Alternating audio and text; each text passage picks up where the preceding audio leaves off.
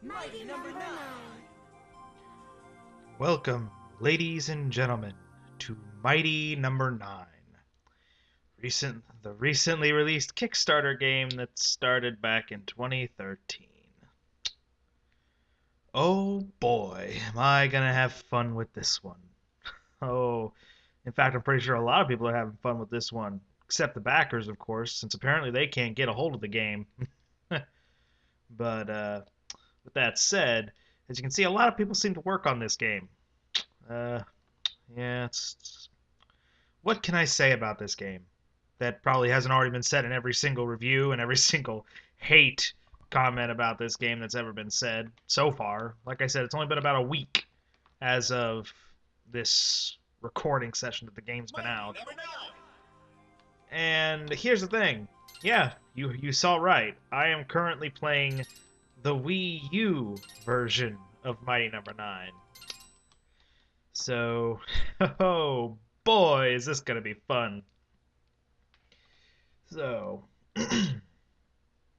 sorry about that. Had to clear my throat a little bit. And here's our first problem. A lot of load times. A lot of load times. Yes, it is. Since 20XX was taken. And 21X, I think. Yeah, didn't the Zero series take place in 21X, I think? Violence is confined to the battle coliseum. Yeah, I think that's when. Yeah, that's definitely when it took place. Spectacular duels. So basically, you're using sentient robots for blood sport.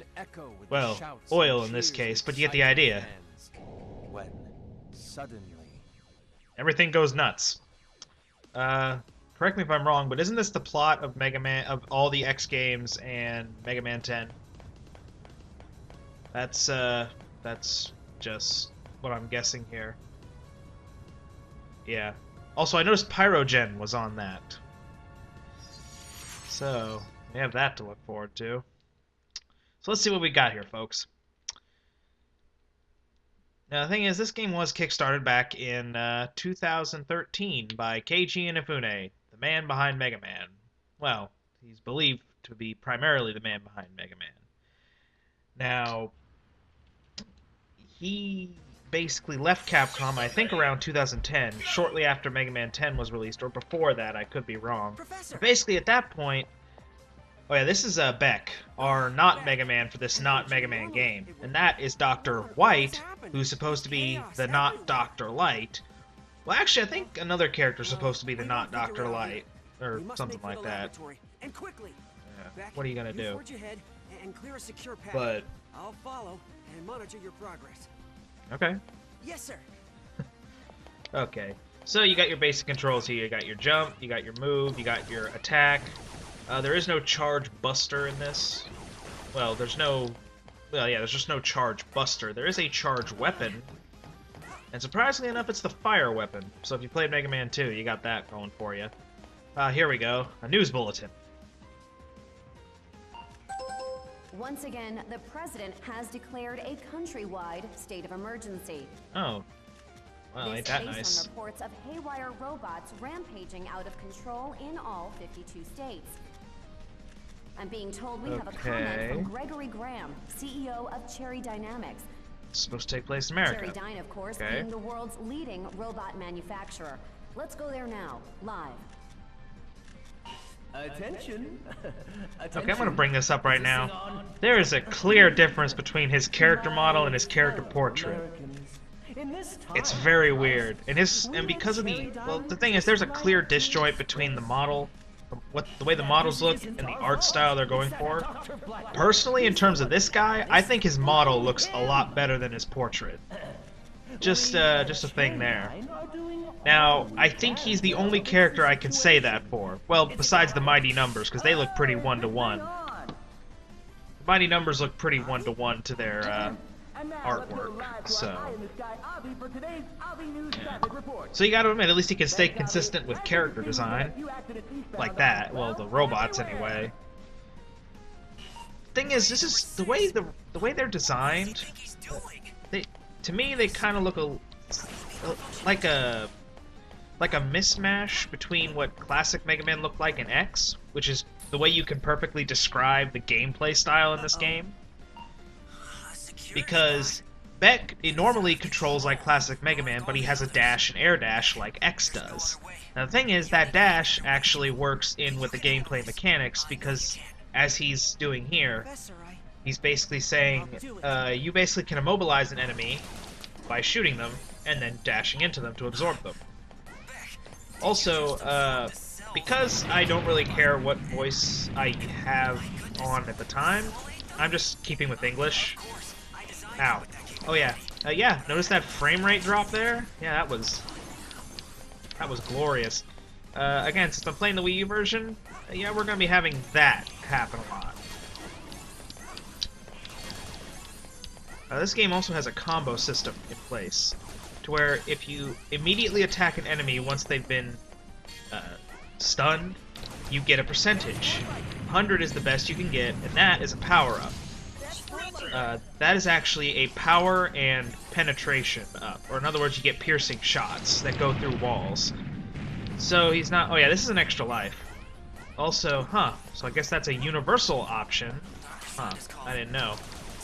Yeah, just to let you know, when you first start off, you do not start off with 9 lives. You start off with 2. Yeah, and that's there specifically so you just can't dash over everything. There we go. And again, the frame rate is all over the place. I'm really hoping they at least fix that. Because like I said, as far as this game is like designed in the first 8 stages, well, 9 if you count this one, everything is fine to me. Like, everything is fine. Well, like, for the first 8 stages. For the last few stages, yeah, they kind of lost it.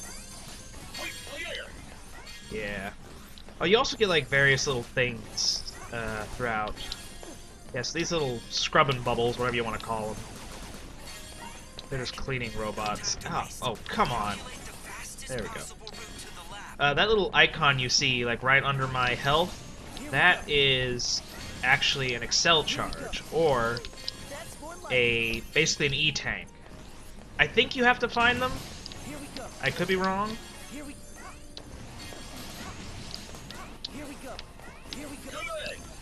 There we go.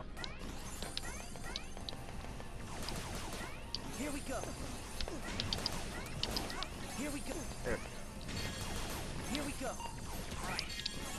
Yeah, see, those guys are your basic Sniper Joes. Okay, this little guy is basically your Eddie, and there are a lot of them. There are multiple ones. So you have that to worry about. And like every intro stage, we have our intro boss. This thing is pathetically easy. Like, stupidly easy. And I think its weakness is actually another Robot Masters. So there's that. Also, they have nice little boss intros like this. So you have that to compliment it.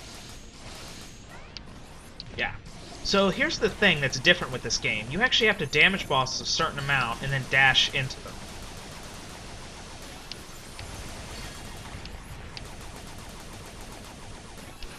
They'll turn purple when you can damage them, so... And there you go. Now, I don't think you lose your combo if you get hit, so you don't have to worry about that.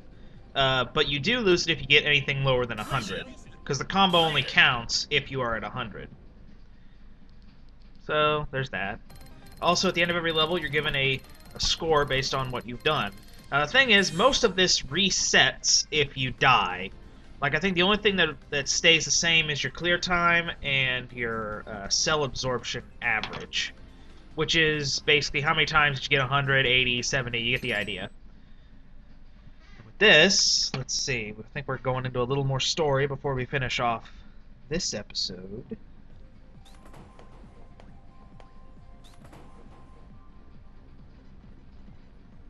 Zonda, are you alright?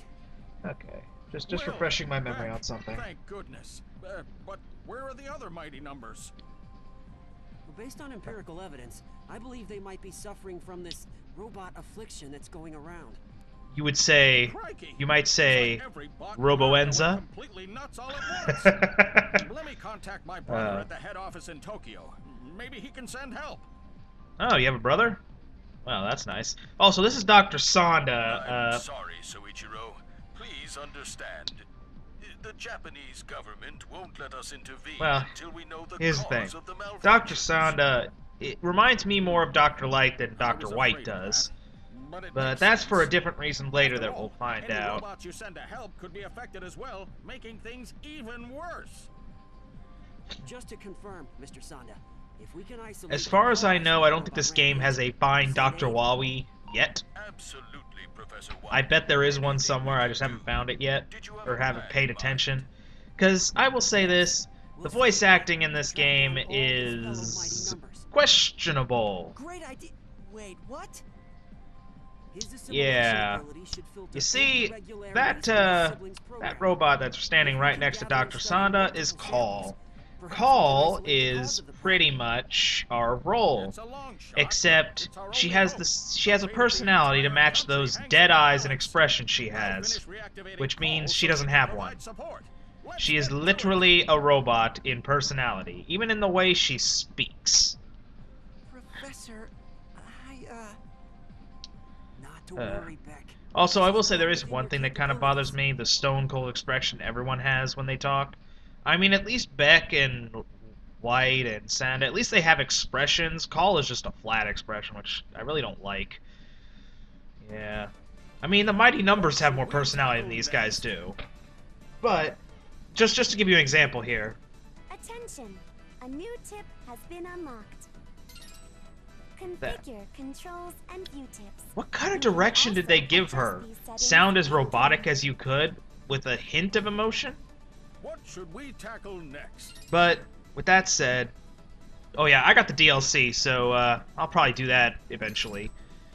But I will see you all next time when we take on Mighty Number 1, Pyrogen.